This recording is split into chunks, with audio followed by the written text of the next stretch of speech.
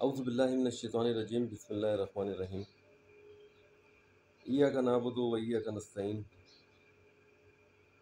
अस्सलामु अलैकुम नाज़रीन इकराम। मेरा ये पैगाम मुल्क खुदादाद जो पाकिस्तान की मुकम्मल अशराफिया, उसकी जो भी हमारी रिस्पॉन्सिबल अथॉरिटीज़ हैं उनके, और इसके साथ साथ हर शहरी को एक अवेयरनेस के हवाले से एक पैगाम रिकॉर्ड ज़रूर कराना चाहूँगा। अब तक जितनी भी वीडियोस मैंने अपने पैगाम में भेजी हैं पाकिस्तान सिटीज़न पोर्टल पे, कोई 90 से अबव अटैम्प्ट मैं कर चुका हूँ, वहाँ पर अपनी शिकायत वहाँ पर रजिस्टर्ड करा चुका हूँ, लेकिन किसी एक के ऊपर भी वो एक वहाँ पर पॉजिटिव दिखाई दे रही है। बाकी 90 के अंदर से मेरा ख्याल है कि 50 अबव, तो 40-50 अबव एसएसपी मलिर इन्वेस्टिगेशन 3 के जो काला बोर्ड पे होते हैं उन्होंने डिसलाइन की हैं। इन तमाम अब मैटर्स क्या हैं, किस वजह उनकी वजूहात क्या हैं, क्यों डिसलाइन की गई हैं, क्यों रिजेक्ट की गई हैं, तो वो भी मैं इसके अंदर कंक्लूड करूँगा अपने इस प्रोग्राम के अंदर, जितना भी, या अपने इस पैगाम के अंदर। नाज़रीन, मैं एक ओवरसीज़, सबसे पहले तो मैं मुख्तसर अपना इंट्रोडक्शन, मैं एक ओवरसीज़ पाकिस्तानी हूँ। मेरा एक बेटा एपिलेप्सी और इंटेलेक्चुअल डिसेबल है, यूरोप में है। मैं उनके साथ ही यहाँ पर आया था पिछले तकरीबन 2014 में। उसके बाद 2015 के अंदर यहाँ पर सूरत हाल आया मैं यहाँ पर था, जो बताता चलूँ आपको कि 15 दिन से कोई 1 माह के लिए मैं यहाँ पर आया था। वो भी अपनी वालदा का ऑपरेशन कराने, और सोचा था कि यार वालदा का ऑपरेशन करा के मैं भाई के हैंड ओवर करके मैं वापस से अपने यूरोप आ जाऊँगा। लेकिन यहाँ पर आया तो कुछ सूरत हाल डिफरेंट थी, उन वजूहात की बिना पर। आज बहरहाल इसको भी मज़ीद मैं कंक्लूड करता हूँ, क्योंकि इस तरीके से मेरा ख्याल है कि काफ़ी लंबी स्टोरी हो जाएगी। तो बताने का मकसद ये है कि मैं एक शख्स 1 माह के लिए यहाँ पर आया था, आज उसको 7 साल यहाँ पर हो गए, जिसमें से 5 साल हमारी वो ब्लाइंडर्स हैं जिसके ऊपर हम में से कोई बात करने को तैयार नहीं है। हम अगर बात करते हैं तो आयशा अकरम जैसे किस्से कहानियों के ऊपर, या फिर हम दिखाई देते हैं मौलाना तारिक जमील जैसे लोगों का मुहासबा करते हुए कि अगर उनसे भी कोई एक अल्फाज अगर निकल जाए तो उसको पूरे के पूरे सिस्टम ने हमने मिलकर उसका मुकाबला करना होता है। मेरे हिसाब से अगर इस वाले मैटर के ऊपर भी वो किया जाए, जो 400 लोगों ने किया, वो अगर इसकी इंटेंशन थी तो उसको भी इन्वेस्टिगेट किया जाना चाहिए। अगर कोई नई चीज़ नेशनल इंटरेस्ट के ख़िलाफ़ थी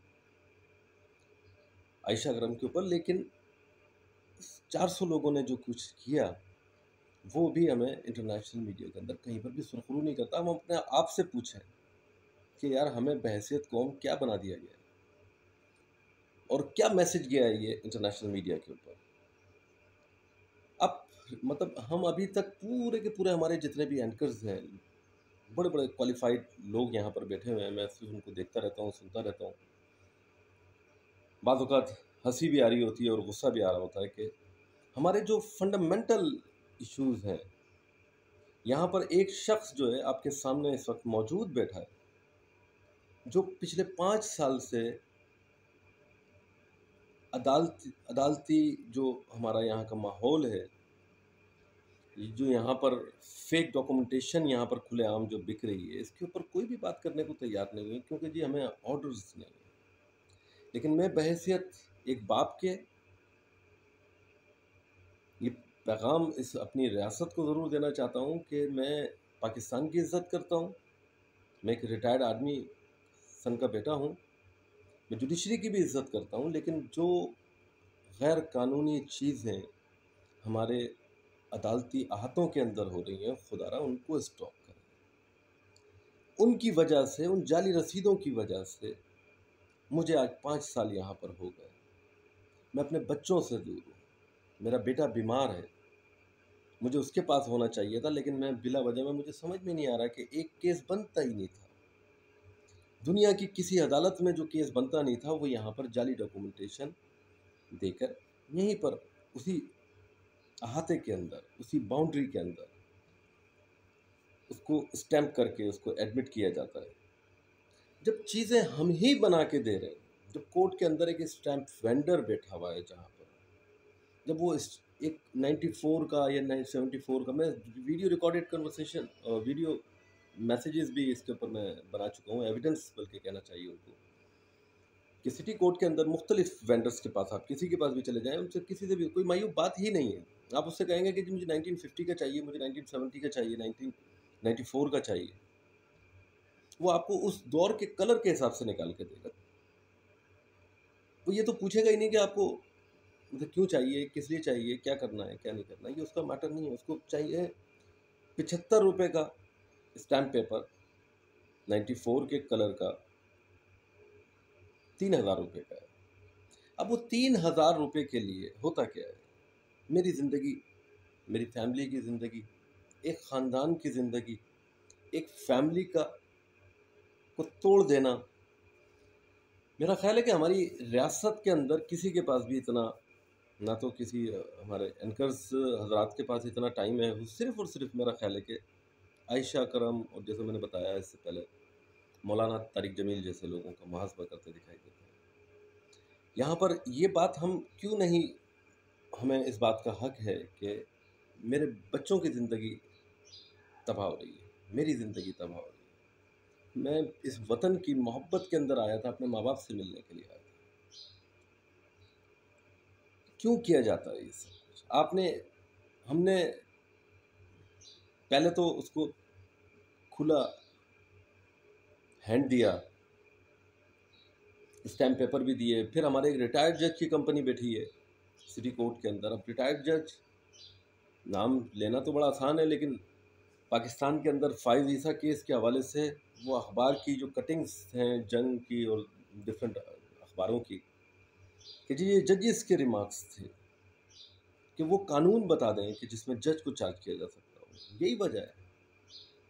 आज 5 साल से वो रसीदें मैं लेके घूम रहा हूँ। जज अपने केस के अंदर भी प्रेजेंट करा दी कि सर ये इन रसीदों की बेस के ऊपर ये मेरी प्रॉपर्टी के ऊपर केस हुआ था, और ये इन रसीदों की क्रेडिबिलिटी ये है कि इन्होंने मेरी वालदा मोहतरमा को ज़िंदा कर दिया है।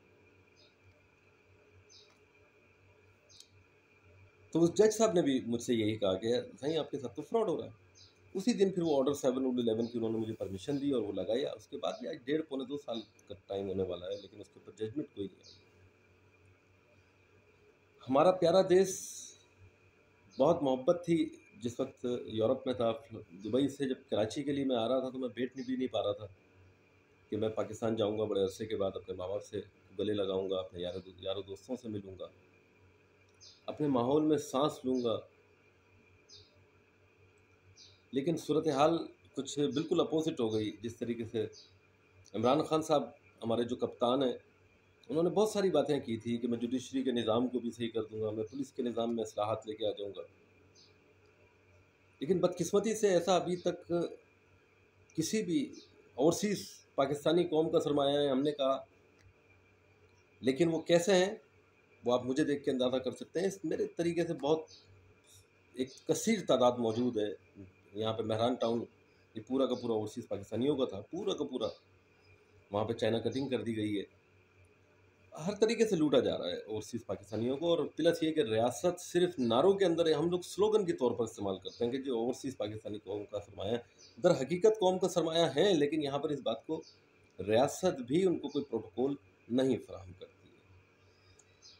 और इसके लिए यहाँ पर ओवरसीज़ फाउंडेशन भी बनी हुई है पाकिस्तान के अंदर, ह्यूमन राइट्स वो भी हैं। मतलब किसी के पास इस बात का कोई जवाब है कि भाई मैं यहाँ पर क्यों हूँ? आपको आयशा करम का वाक़या नज़र आते हैं यहाँ पर रियासत के अंदर। यहाँ पर लोगों को, यहाँ पर ये नहीं दिखाई, यहाँ पर अभिनंदन को एज अ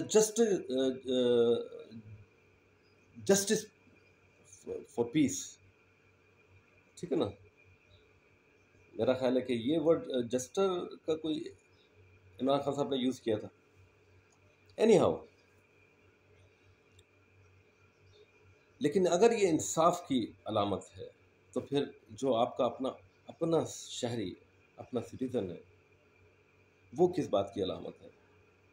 इस बात का अगर रियासत के अंदर या रियासत के किसी भी एंकर पर्सन के पास अगर कोई जवाब है तो मुझे बता दें। मेरी किसी से कोई लड़ाई नहीं, मैं तो 1 माह के लिए आया था, मुझे वापस जाना था। और आप मुझे यहाँ पे स्टॉप करके मुझे जो भी आप प्रोटोकॉल दे रहे हैं, जो भी जिस तरीके से भी आप लोग मुझे ट्रीट कर रहे हैं, लेकिन मैं आपको ये बताता चलूँ, आप हर तरीके से हम अपने वतन का लॉस कर रहे हैं। मेरा ख़्याल है कि टाइम हो चुका है, इससे ज़्यादा की जो वीडियोज़ हैं वो फिर अपलोड नहीं हो पाती। लिहाज़ा मैं इस प्रोग्राम का या इस पैगाम का अख्ताताम करता हूँ। पाकिस्तान ज़िंदाबाद, पाइंदाबाद, अल्लाह नेगहबान, अल्लाह हाफ़िज़।